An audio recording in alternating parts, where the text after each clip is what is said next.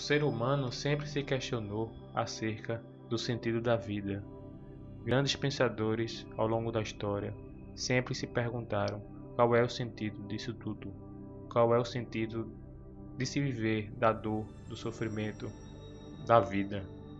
Ao longo da história, milhares de religiões foram fundadas, cada uma através dos seus dogmas, dos seus artigos de fé, tentam explicar esses questionamentos, mas não obteve grandes êxitos, porque é comum as pessoas ligadas a uma determinada religião questionar bastante acerca do que acontece do outro lado da vida, porque infelizmente o dogma não tem sido baseado em uma evidência racional que pode ser investigada sem nenhum tipo de paixão ou verdade pré-estabelecida.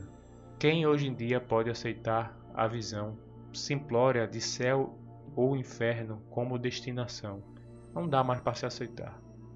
Então é comum as pessoas ficarem presas a uma determinada religião puramente por tradição familiar, onde os pais são, os avós são, então a pessoa se declara pertencer a determinada denominação.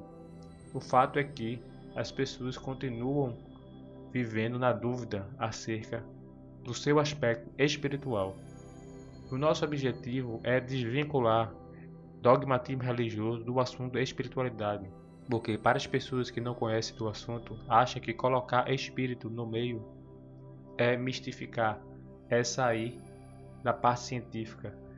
E há muito tempo que o assunto espiritualidade é um assunto também da alçada da ciência, porque nós temos, para começar, o grande codificador do espiritismo, um homem que era ligado à ciência, que passou um ano investigando racionalmente os médiuns para se convencer da realidade da comunicação dos espíritos com os encarnados.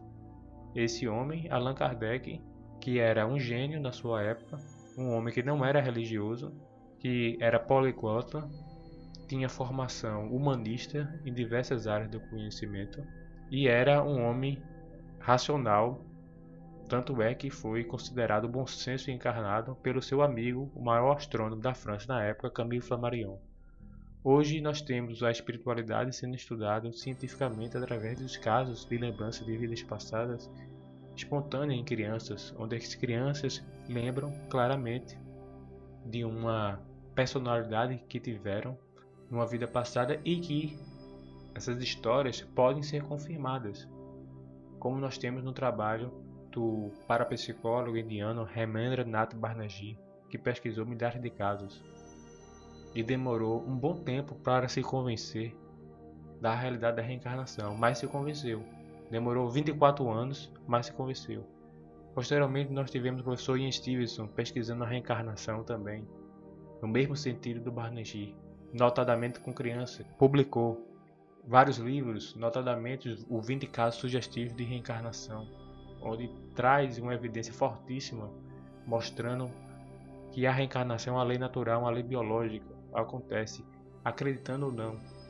Nós temos as pesquisas em terapias de vidas passadas, com o Dr. Brian Weiss, com a doutora Ellie Wambach, pessoal que pesquisa cientificamente, regride as pessoas e tentam resolver traumas de vidas passadas. Muitos casos são confirmados que realmente existiu a pessoa e o paciente afirmaram que foram em vida passada.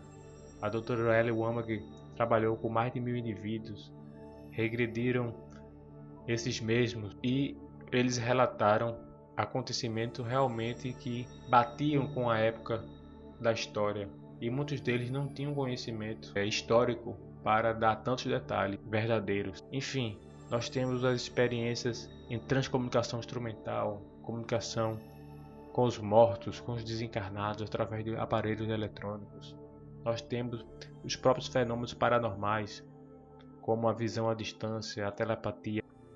As milhares de pessoas que saem do corpo conscientemente, seja através de viagens astrais, seja através de experiência de quase morte, onde os relatos das mesmas são confirmados com a realidade dos fatos. Enfim, todos esses fenômenos denotam a natureza espiritual do ser humano. Não se pode ter mais dúvida dessa realidade.